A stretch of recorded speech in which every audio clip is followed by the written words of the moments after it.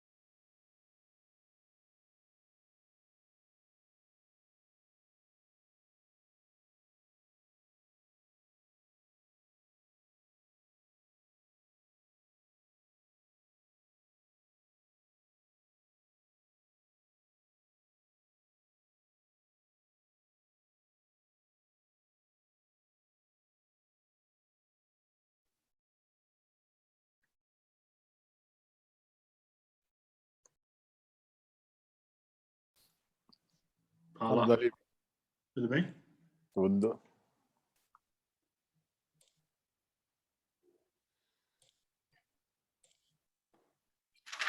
Pessoal, vocês me ouvem? Sim. Vimos, mas não vemos. Maurício? Então, sou eu. Eu tá aqui dizendo que não pode começar o vídeo porque o host parou o vídeo. Tá liberado já. Vamos chamar Super Alana. Agora sim. Boa. Vamos. Tudo bem, cara? Tudo bem aí? Tudo jóia? Tudo tranquilo. Então tá bom. Tranquilo não é a palavra, mas tudo bem. Nunca é, né? Mas aí, estamos aí. Vocês estão home office ainda? Sim, hoje eu estou aqui, mas eu tenho ficado, sei lá, venho aqui uma vez por semana. Normalmente está a maior parte do tempo em casa, estava mais em casa quando os hospitais estavam completamente lotados, né? Agora está dando uma certa esvaziadinha, então aí fica um pouco mais, toma um pouco mais de risco. Exato. Vamos dar até umas 6h05, assim, só para dar tempo. Tranquilo, super tranquilo. Tá bom?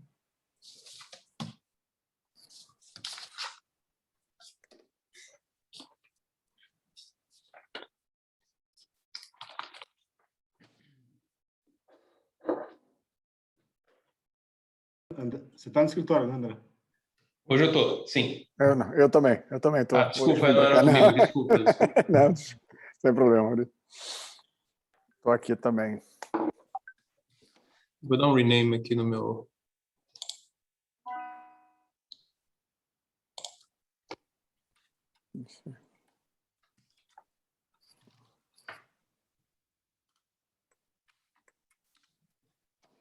Direitinho.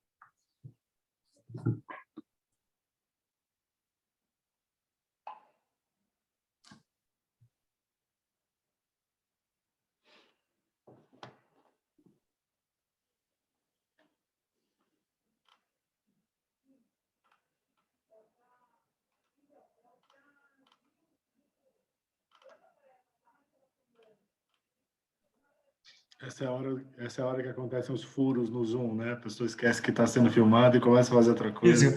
Isso é muito engraçado, né? Acontece muito. E principalmente, você está lá e o cachorro começa a latir. Não, os A barulhos... criança começa a chorar. Exato. E essa hora parece que as coisas se concentram, né? A campainha vai tocar, o interfone...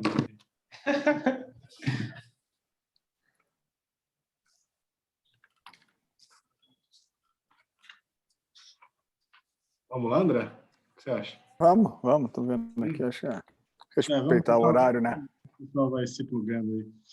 Maurício, mais uma vez, obrigado, cara, sempre muito bom ouvi-los, essa proximidade faz toda a diferença com os nossos clientes.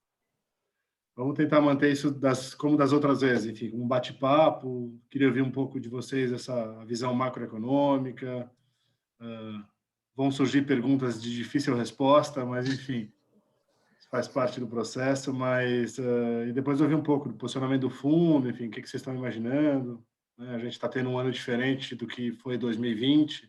Sim. Então, acho que sempre vai sempre agregar no processo aqui da nossa relação com os clientes. Mais uma vez, obrigado, cara, sempre muito bom ouvi-los. Imagina, Alberto, eu que agradeço em nome da Dália, sempre um prazer a gente conversar, a gente sempre aprende nessas conversas, é sempre uma discussão, né, no final das contas, assim, ninguém é dono da verdade, então acho que a discussão ela sempre ajuda bastante, né, nos processos decisórios. Assim, do nosso lado, né, a gente, como vocês sabem, a gente tem um estilo que é um estilo muito de preservação de capital, né, muito de pensar sempre no risco. A gente sempre pergunta o que vai dar errado em alguma ideia que a gente tem antes de perguntar o que vai dar certo. A gente continua bastante com esse estilo de ter, obviamente, o melhor retorno possível para o menor risco possível, né? E uma das coisas que acho que tem, sei lá, 2 ou 3 discussões que são importantes para a gente iniciar esse bate-papo aqui, né? Você acha que talvez a grande discussão do momento, ou desse ano, eu diria até, tem sido essa subida de juro americano, né? O juro de 10 anos, né, ele subiu, está na casa dos seus 1,50, 1,60, 1,70, está mais ou menos nesse patamar. E obviamente, como ele é o balizador de preço de tudo no mundo, né? Você vai comprar uma caneta, você vai comprar um carro, um apartamento, financiar qualquer coisa, a primeira coisa que se pergunta é quer dizer, né, embutido no preço das coisas qual é o valor do juro americano, né? A partir dele que se precifica praticamente tudo no mundo. Então, é super importante essa medida para as pessoas, né, que estão assistindo. Eu acho que uma coisa importante assim, o valor que a gente estima para os ativos no presente, né, eles refletem o valor do lucro ou do fluxo de caixa que as empresas vão gerar no futuro, trazido a valor presente a uma determinada taxa. Essa taxa, como balizador dessas taxas todas, é o juro americano. No momento que ele sobe, isso tem um impacto no valor presente de qualquer tipo de ativo, ações e etc., mas não só ações, né? Então, tem uma discussão muito grande sobre por que isso aconteceu. A gente imagina que seja porque a expectativa sobre a economia americana ela aumentou muito, né? Explodiu essa saída da pandemia, né? E todos os estímulos que foram dados, seja dando dinheiro mesmo para as pessoas, né? Um estímulo fiscal, ou então deixando o juro baixo, né? Por muito tempo. Já não de agora, né? De muito tempo. Isso é um estímulo, né? Para que a economia reaja.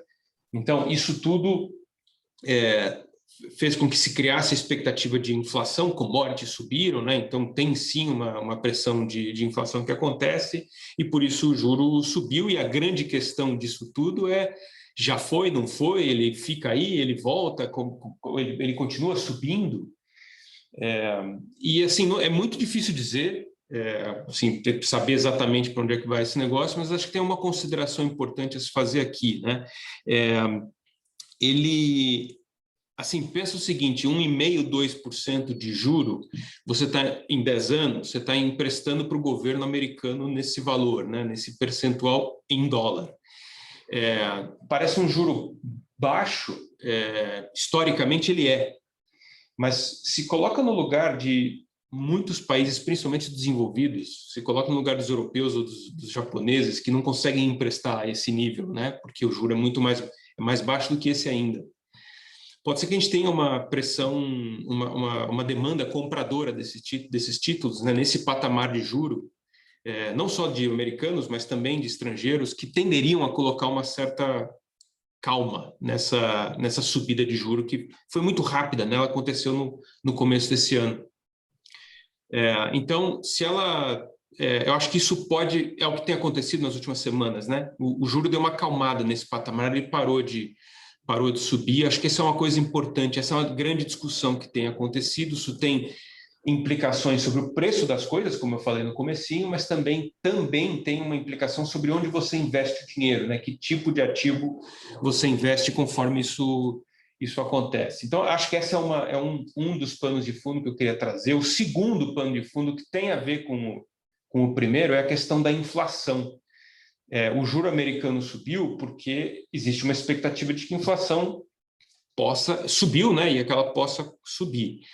A grande questão, acho que esse é o segundo ponto aqui, a grande questão isso é um negócio temporário, é cíclico, né, como a gente diz, ou ele é um negócio estruturante, né? Ele vai ter uma inflação que mudou de patamar e ela vai ficar mais alta por um bom tempo. A gente tem dúvidas sobre isso, tá? Dúvidas se ela é estruturante. A gente imagina que ela seja cíclica, ela realmente sobe, nos Estados Unidos, ela sobe aqui no Brasil, mas a gente imagina que seja um efeito temporário, de efeitos que aconteceram por um tempo e depois eles tendem a se dissipar. A gente tem que sempre lembrar quais são os fatores, as razões pelas quais a inflação tem sido relativamente baixa no mundo, aqui inclusive. Então, esses fatores estruturais, tem alguns, mas a gente costuma comentar sobre dois. Um deles é demografia, o outro é tecnologia, né? Então, quando você olha a demografia no mundo, o mundo é um lugar que envelhece ao longo do tempo. Tem bolsões de crescimento de população, de rejuvenescimento da população, eu diria que é Índia, África, mas, em geral, países desenvolvidos, até mesmo a China, desde aquela época em que se implantaram a política de filho único, tem uma tendência estrutural a que a população cresça menos. Isso vem de décadas acontecendo, tem a ver com a migração para as cidades. Antigamente as pessoas tinham filho para trabalhar na roça, né? Era mão de obra. Depois você está numa cidade, isso vira custo, né? Então as pessoas deixam de ter tantos filhos. Tem uma questão cultural. Vamos lembrar que a China migrou milhões e milhões e milhões de pessoas da área rural para a área urbana. Isso tem um efeito muito grande sobre a população global, a população da China. A Europa e o Japão têm tentado crescer suas economias há muitos anos e não conseguem. Não conseguem por quê? Eu acho que um grande fator é esse da demografia. Então, por isso que o juro lá é mais baixo mesmo. Os Estados Unidos é um pouco diferente, porque, embora seja um país desenvolvido, ele tem um fator que ajuda muito, que é a imigração para os Estados Unidos. A imigração legal, inclusive, é um fator que ajuda bastante na composição demográfica ao longo dos...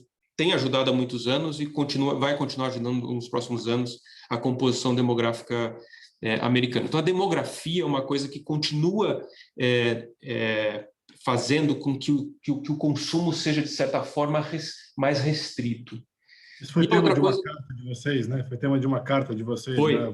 Vantagem americana pelo tema demográfico, né?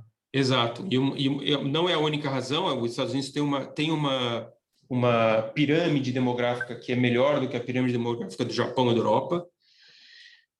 Mas a questão da imigração é super importante ali. Entram quase 1 milhão de pessoas ao ano nos Estados Unidos legalmente. Uma boa parte disso é através de estudantes que vão lá estudar nas melhores escolas do mundo, mão de obra de altíssima qualidade. Isso ajuda não só na idade, mas também ajuda na produtividade, né, das pessoas, então, e da economia como um todo. Então, isso tudo tende a ajudar os Estados Unidos, né, em relação a outros países desenvolvidos. A segunda coisa é a tecnologia, que tende a manter a inflação relativamente sob controle, porque a tecnologia, no fundo, não é de agora, não. A gente está falando aqui no Zoom, é um negócio, obviamente, super tecnológico, desenvolvido, sei lá, em pouquíssimo tempo, né, nos últimos anos, mas a humanidade desenvolve tecnologia historicamente para aumentar a produtividade do trabalho, a produtividade das coisas que a gente faz, para tornar tudo mais barato e mais fácil.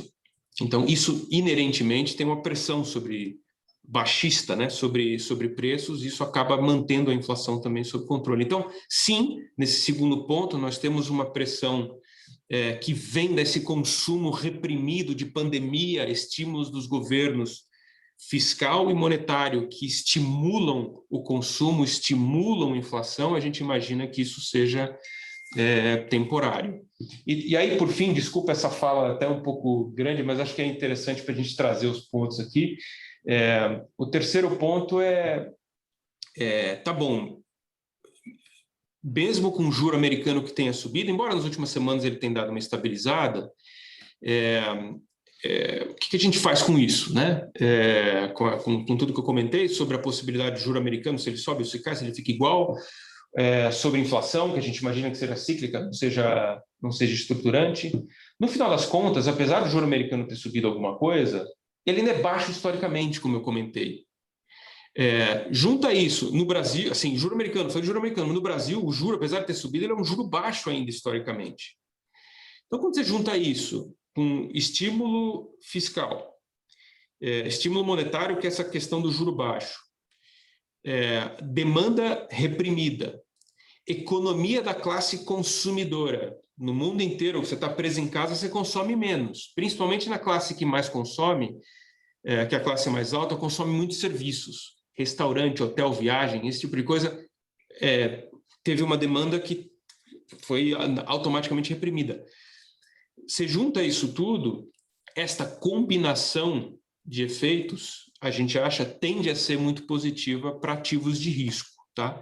Obviamente que com volatilidade, a gente está vivendo, a gente brinca aqui na Natália que a gente nunca falou nunca tantas vezes, mas tem uma volatilidade inerente, uma incerteza proveniente dessa curva de juros americanos que subiu um pouco, mas essa combinação de fatores, seja lá fora, seja aqui no Brasil, e daqui a pouco na discussão que a gente entra um pouco mais de detalhe, tende a ser, em geral, positiva para ativos de risco. Ativos de risco, ações, imóveis, tudo que não é dinheiro puro, tende a ser algo positivo para esses ativos. E o positivo que eu quero dizer, de novo, na Dália, a gente sempre tem uma precaução em tudo que a gente vê, né? Então, a gente tende a ser... o que eu quero dizer, o positivo é sempre no cautelosamente positivo na nossa visão, tá?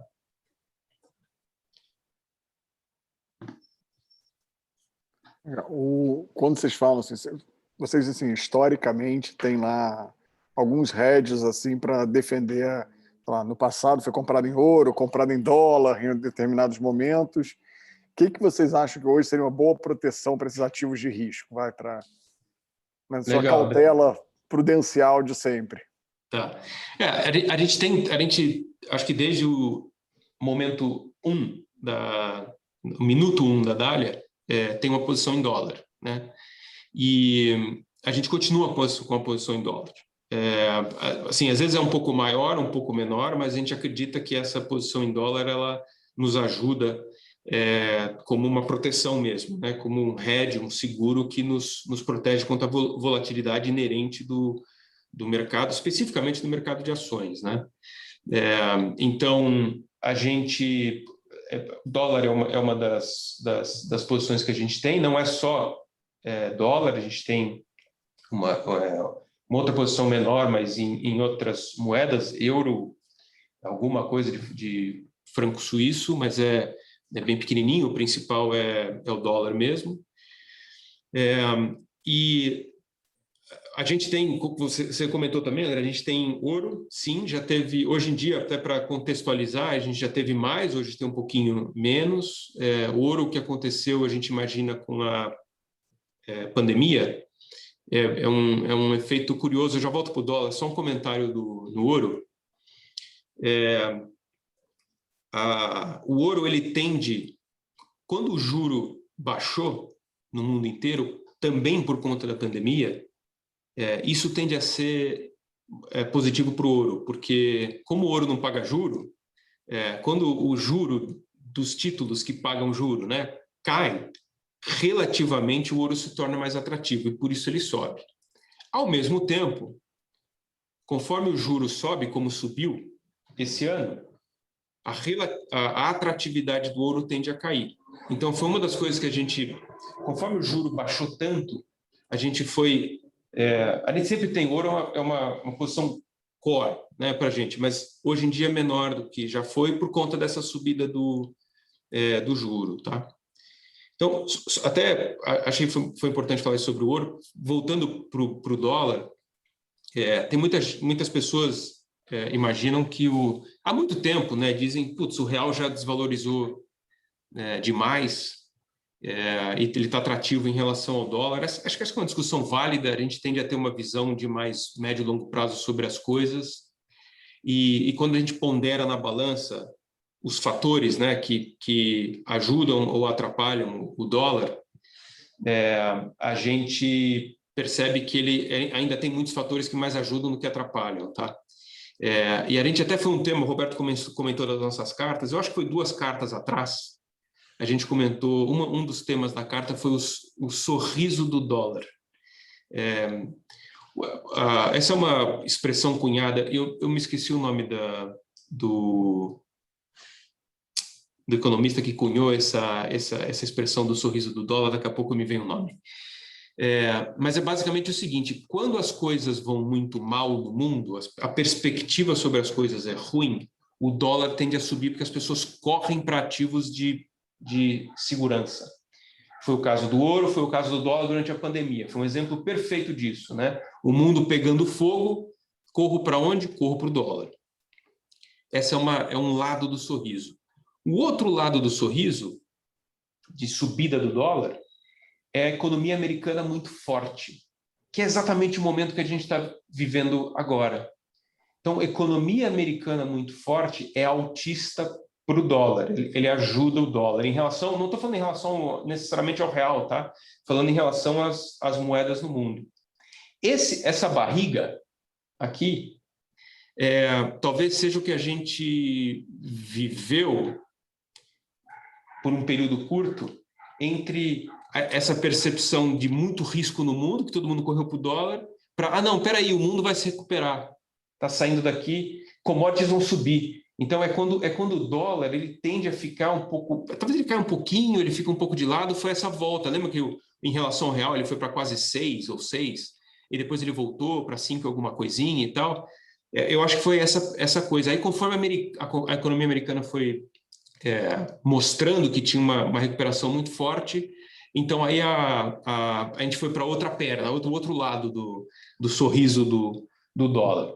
Daqui para frente, o que talvez a gente esteja vendo, ou vá ver acontecer, assim, essa recuperação da economia americana, ela está bem percebida pelo mercado. Não sei se ela está 100% no preço, mas ela está razoavelmente bem entendida pelo mercado. Talvez o próximo passo seja a recuperação do resto do mundo. Vamos lembrar que o estímulo fiscal e monetário não foi só dado nos Estados Unidos. Foi dado na Europa, foi dado aqui, foi dado em vários lugares. Então, conforme as vacinas são dadas, né, que acho que esse é um grande fator de estímulo da economia americana mais rápido do que as outras. Conforme as vacinas vão sendo dadas, as pessoas estão vacinadas, é possível que a gente veja uma recuperação, um catch-up, que a gente chama, né? Uma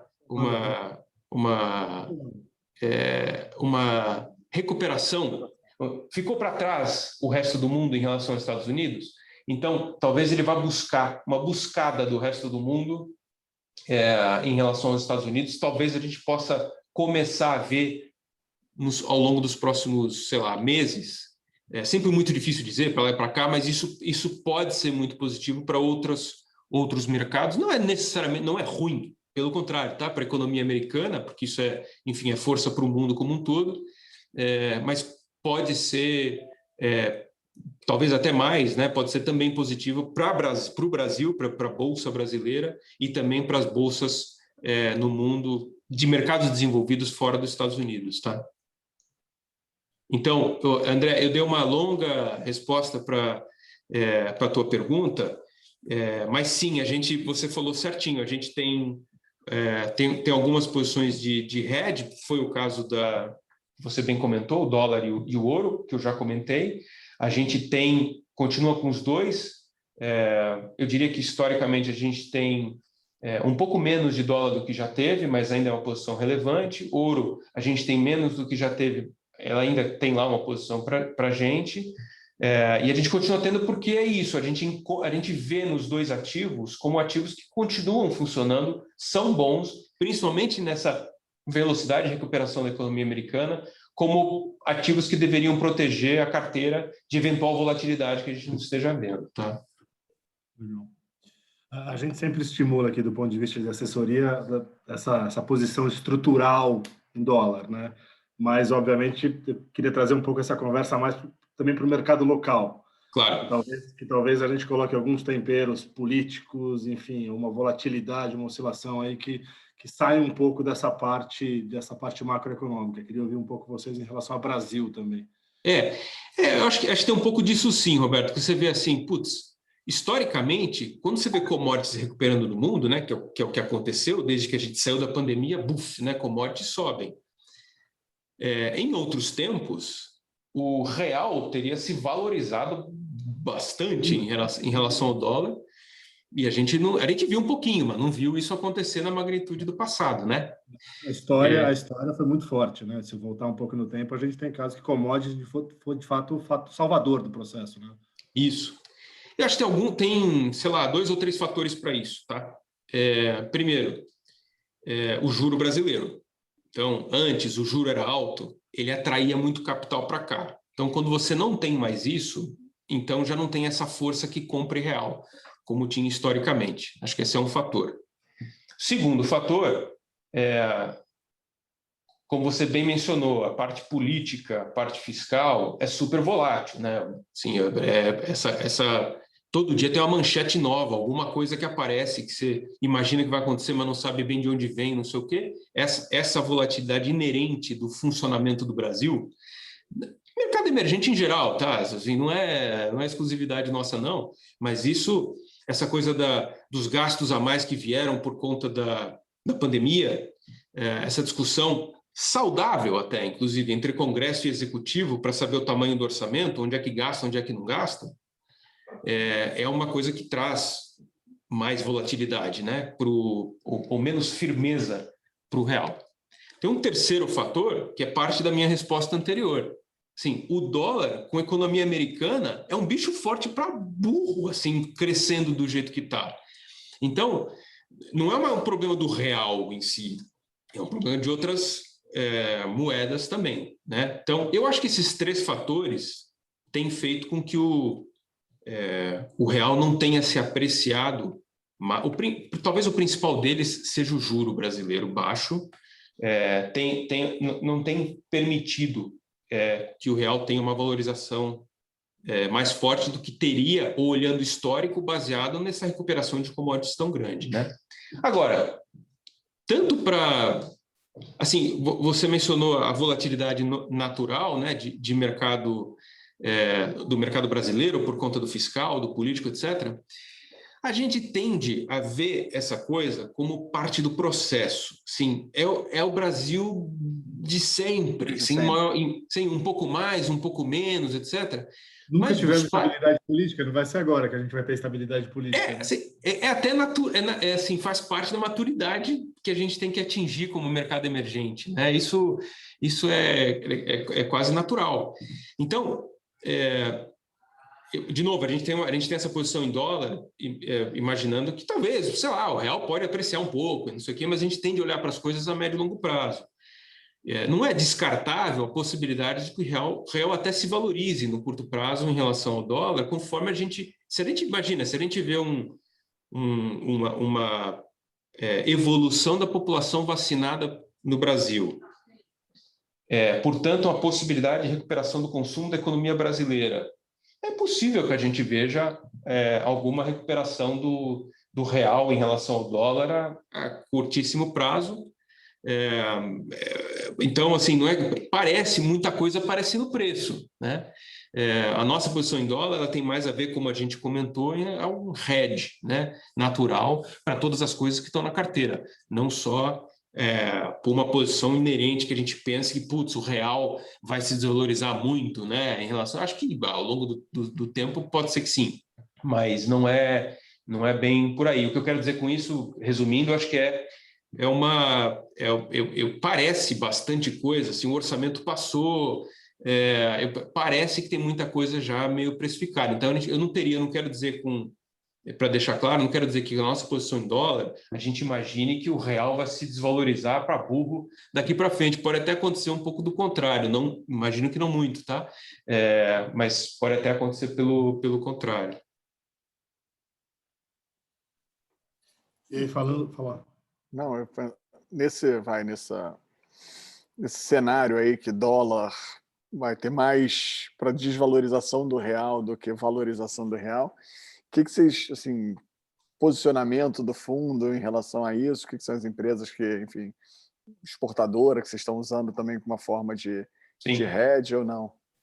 Acho que uma coisa que aconteceu, eu diria, André, de novembro para cá, outubro, novembro, que é conforme, assim, vacinas surgiram, né, foram aprovadas, isso era um sinal grande de potencial de recuperação das economias globais, né? Então, o que a gente tinha alguma coisa de commodities no fundo, lá atrás, e aí a gente falou assim, putz, isso aqui muda alguma coisa. A gente foi aumentando a relatividade, né, o tamanho relativo de commodities em geral na carteira. Então, isso talvez uma mudança que tenha acontecido em relação à carteira historicamente. A gente deu uma certa reequilibrada. A gente nunca faz movimentos bruscos, né? São sempre movimentos aos poucos. A gente acha que isso é saudável do ponto de vista de qualquer administração de carteira, mas a gente veio fazendo aos poucos isso, tanto em mineradoras, né, tradicionais de minério de ferro, como a Vale, mas como outras mineradoras no mundo, também com a posição de cobre que a gente já tinha na carteira há muito tempo e continua tendo, e também a posição de cobre tanto no metal quanto nas mineradoras de cobre. Então isso foi aumentando, né, no nosso portfólio. Exportadoras, eu diria que menos pelo câmbio, também pelo câmbio, mas menos pelo câmbio, pelo câmbio, quero dizer, menos pelo dólar e mais pela recuperação de commodities. Também celulose era um bicho que deveria subir, de fato, subiu. Então, essa é uma coisa que a gente foi agregando na carteira. E aí, assim, a gente tem uma visão sobre juro de ficar razoavelmente baixo, né, em relação a níveis históricos, e algumas outras posições, algumas outras visões, diria, de temas, né, de ideias setoriais que a gente tem na carteira, e que a gente sempre teve na carteira e continua tendo, né? Então, a gente continua achando o setor elétrico um setor interessante, porque ele tem algum crescimento e tem uma remuneração por acionista na forma de dividendo, que é muito interessante, principalmente em relação ao juro historicamente baixo que a gente está vivendo. A gente tem uma posição em tecnologia em geral, né, em alguns nomes na carteira.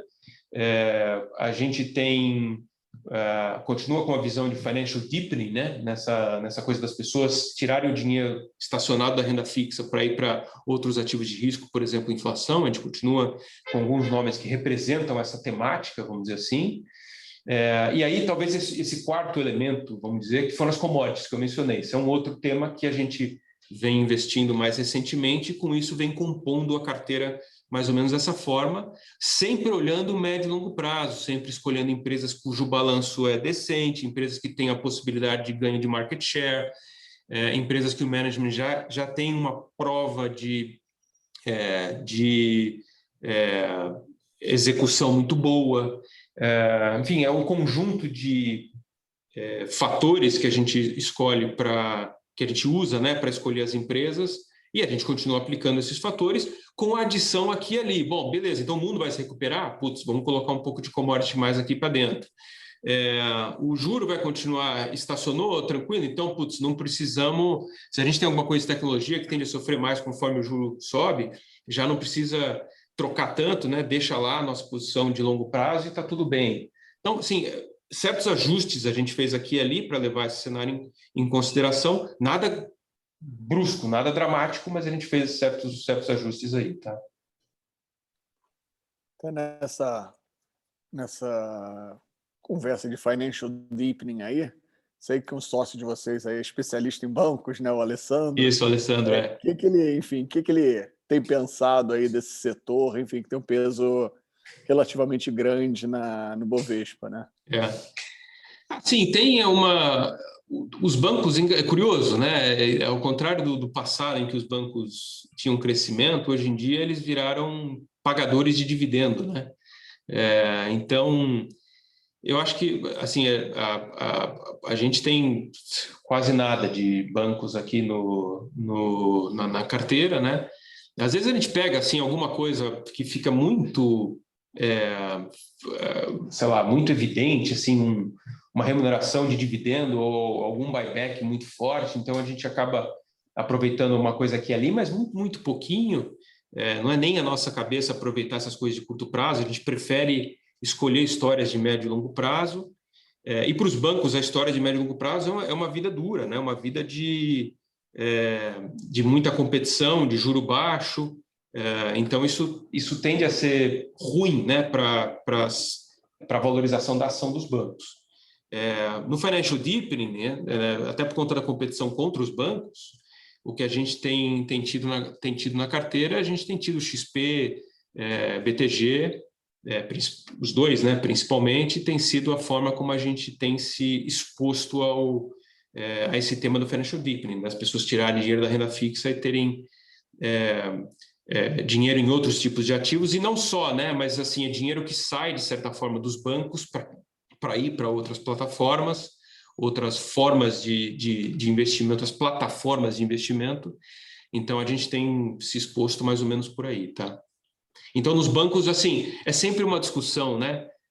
O quanto é o suficiente quando você pega Banco do Brasil negociando sei lá, 5 vezes o lucro, 6 vezes o lucro, 4 vezes o lucro, assim, são ordens de grandeza, mas, assim, parece um negócio demais, né? Ou quando você vê, eu não sei quanto é que está exatamente o Itaú agora, mas deve estar coisa como 10 vezes ou menos, né, o lucro. O Bradesco também não seria muito distante disso. Então, você olha assim e fala assim, pô, parece que já foi, né? Tá tudo no preço. Mas sempre tem uma competição a mais. Assim, até o momento em que o mercado diga que putz, já é o suficiente, acho que equilibrou e os bancos vão ficar mais ou menos desse tamanho, com uma certa segurança. Enquanto isso não acontece, a ação de banco, apesar de ter um peso muito grande no Ibovespa, ela se torna, no fundo, um pouco atrativa. Esse é o problema. Obrigado. Veio uma pergunta aqui, ó, aproveitando a sua especialidade em telecom, o que acontece com o setor? TIM parece muito barata? Parece.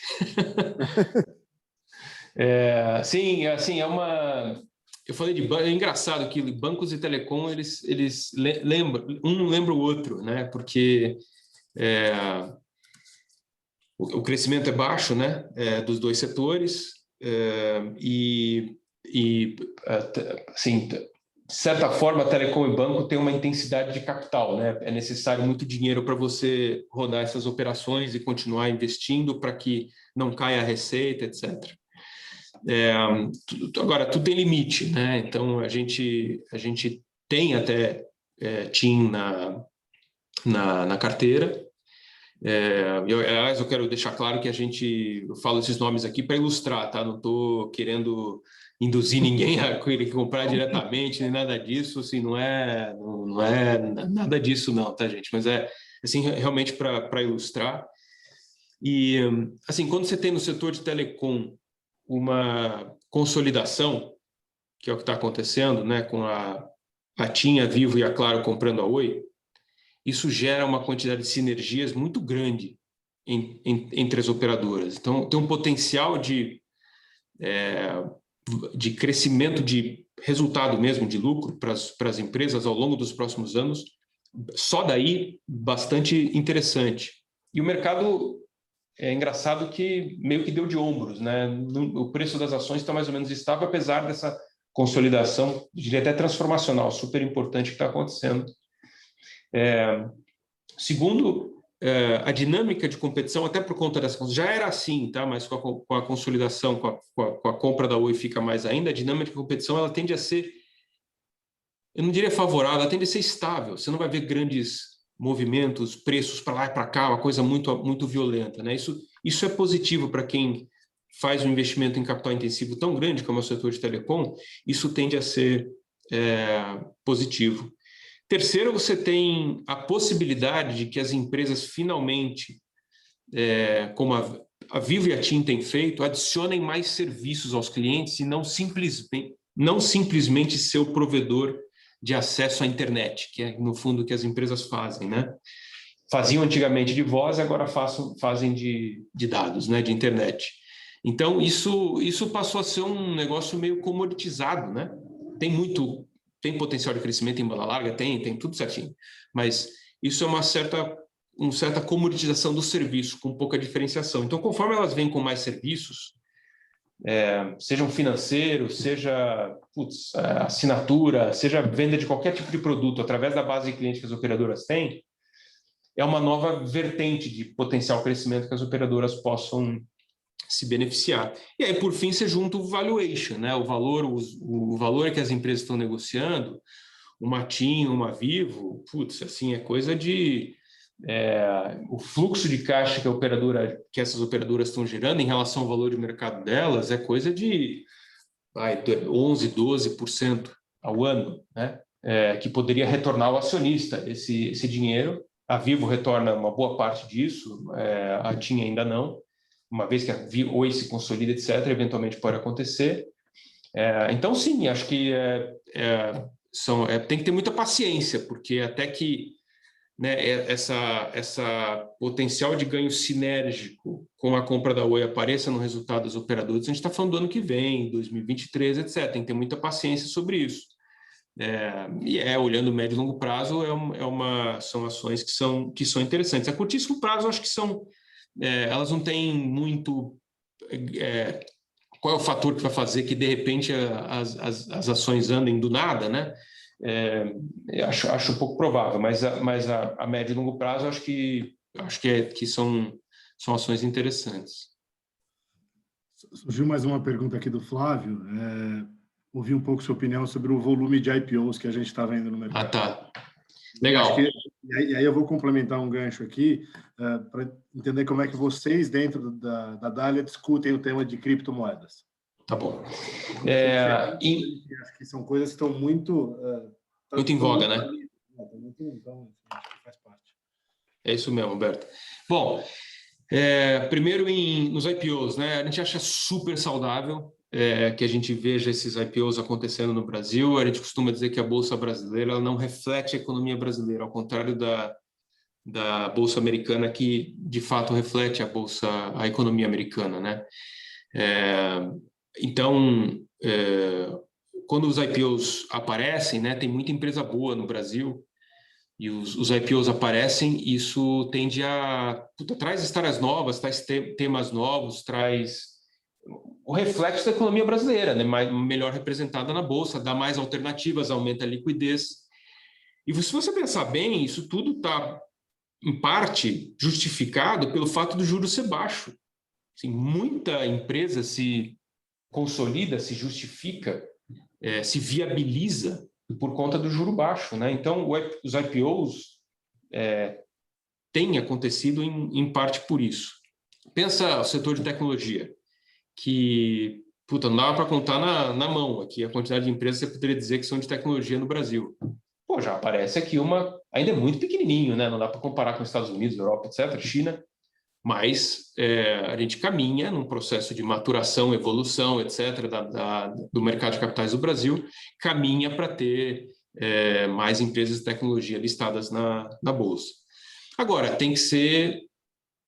a gente tem que aplicar a seletividade que a gente aplica nas histórias que já estão listadas, nas empresas que já estão listadas, a gente tem que aplicar também nos IPOs, lembrando que, normalmente, nos IPOs, a informação que você tem sobre as empresas o conhecimento que você tem sobre a administração daquela empresa, a história daquela empresa, as empresas, inclusive, têm uma história mais curta do que as empresas já estão na Bolsa.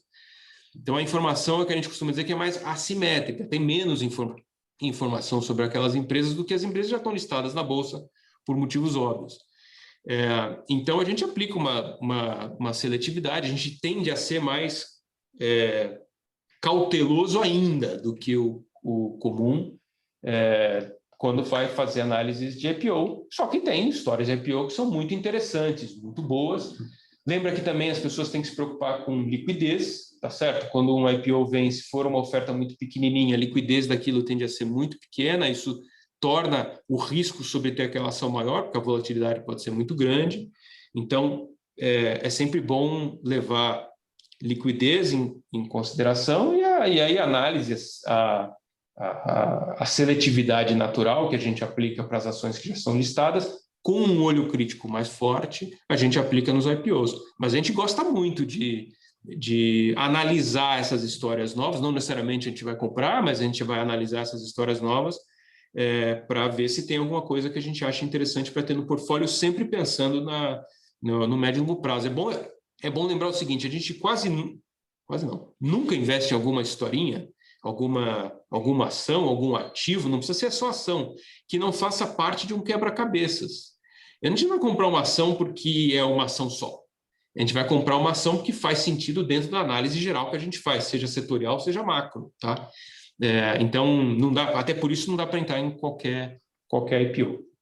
Bom, em criptomoedas, minha resposta vai ser curta. A gente não pode investir, o Estatuto do Fundo não permite o investimento em criptomoedas. Então, a gente não tem feito investimento em criptomoeda. Obviamente que a gente está de olho, a gente está analisando, mas a gente não faz nada no fundo porque não pode, né? Simplesmente isso. Então, a gente tem deixado essa análise um pouco, vamos estudando, mas por enquanto a gente não tem feito nenhum movimento prático, efetivo para a Dália em si, tá?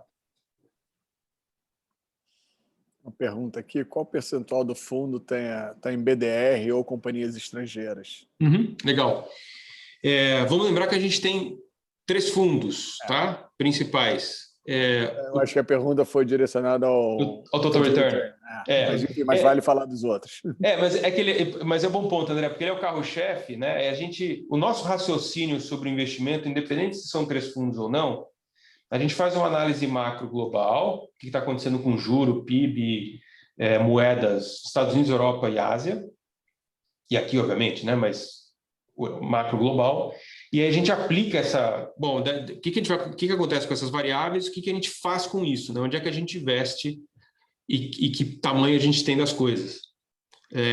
Então, isso é o que a gente chama de análise micro assimétrica, né? Então, a gente faz uma análise assimétrica porque a gente está olhando médio e longo prazo. A gente não vai investir no negócio para ganhar 10%, 20%. A gente quer olhar para o norte, não necessariamente uma valorização grande, que a gente imagina que possa ter grande ao longo do tempo, tá? É assim que a gente pensa. Então, o raciocínio se aplica aos 3 fundos, né? Mas pegando o Total Return, que é o nosso fundo principal, e que é o primeiro fundo, então, só para contextualizar, a gente investe nele, ele é basicamente 80% do que a gente investe nele é Brasil, um pedacinho disso incluindo América Latina, tá? Nesses 80%, mais ou menos, tá? E 20% lá fora. Lá fora, basicamente, sendo bolsa, principalmente bolsa americana, mas também bolsa europeia, um pouquinho de Ásia, mas principalmente a bolsa americana, tá? Então, é 80% aqui, 20% lá fora. O segundo fundo é o fundo puro de ações no Brasil, é o Dália Ações. O primeiro é o Dália Total Return, esse aqui é o Dália Ações.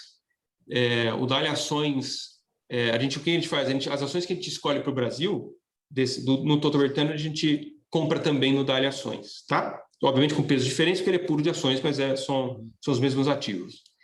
E tem um terceiro fundo, que é o fundo mais novo, não tão novo, né? Ele é do finalzinho de 2019, comecinho de 2020, que é o Dália Global. O Dália Global, a gente costuma dizer que ele é um irmão do Total Return, mas um irmão que mora lá fora. É o inverso, né? Isso, então a gente faz 80% lá fora e 20% aqui, tá? Essa é a ideia. Então, respondendo a pergunta mais especificamente, sobre o Total Return, o que está lá fora eu falei, né? Então, a gente tem, hoje em dia, às vezes é um pouquinho mais, um pouquinho menos, mas é em torno, e é o que está agora, é em torno de 20% que está comprado lá fora. É importante as pessoas entenderem que quando a gente faz isso, a gente faz no ativo especificamente a gente neutraliza a exposição em dólar disso, tá? Então, se vocês pensarem na carteira Total Return, como eu falei que a gente tem mais ou menos em moeda, né? Dólar, euro e algumas outras moedas tem mais ou menos 20%, né? Então, essa exposição dólar, fora a exposição indireta de exportadoras, tá? Mas essa exposição de dólar, além disso, a gente tem a exposição de bolsa lá fora, mas essa não é uma exposição dolarizada, tá? Essa exposição no ativo especificamente, mas neutralizando a exposição de dólar dele, tá bom? Bom. Tem mais uma pergunta, né, André? Até aqui, perguntando se vocês ainda têm posição em Eneva e se continuam que as commodities vão ter esse trend de alta com as metálicas liderando. Eu acho que sim, a resposta para a Eneva é sim. Continua tendo em Eneva. Commodities, sim, a gente continua com uma visão positiva sobre commodities. Acho que é importante as pessoas entenderem que em commodities, commodity funciona conforme economias do mundo se expandem. Principalmente as principais, é óbvio, né? Então, China, Estados Unidos, Europa, etc. Conforme você tem essa expansão, aumenta a demanda por commodities. Ao mesmo tempo, por isso que é um setor cíclico, nos últimos 10 anos, as empresas que produzem commodities, as mineradoras, etc., não investiram. Por quê? Porque não tinha um cenário de aumento de demanda de commodities. Então, para que eu vou fazer um investimento? E aí é o seguinte, como a demanda responde mais rápido do que a capacidade de reagir dos produtores, demora, não conseguem. Tá bom, a demanda está mais alta, então vou produzir mais. Não, são anos de investimento para que você aumente a capacidade de produção de uma mineradora, até de uma produtora de aço, celulose. Você não produz assim da noite para o dia, a não ser que tenha capacidade ociosa. Alguma coisa você responde com capacidade ociosa. Mas como a demanda é muito forte, como tem acontecido agora, né, principalmente na recuperação pós-pandemia, não dá tempo.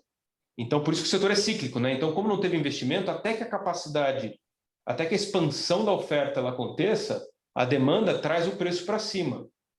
E então, é isso que está acontecendo, é isso que a gente imagina que continue acontecendo, sei lá, por algum tempo. A gente não tem exatamente saber quando é que o ciclo acaba, mas ele é um ciclo que tende a ser ainda positivo para commodities, tá?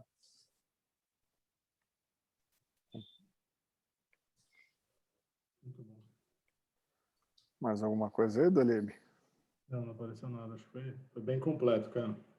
Acho que eu te agradecer mais uma vez aí pela parceria, pela disponibilidade. Pela abertura aí das posições, explicação de como estão posicionados, acho que, enfim, ajuda muito a gente aqui, os clientes, a entenderem como vocês pensam.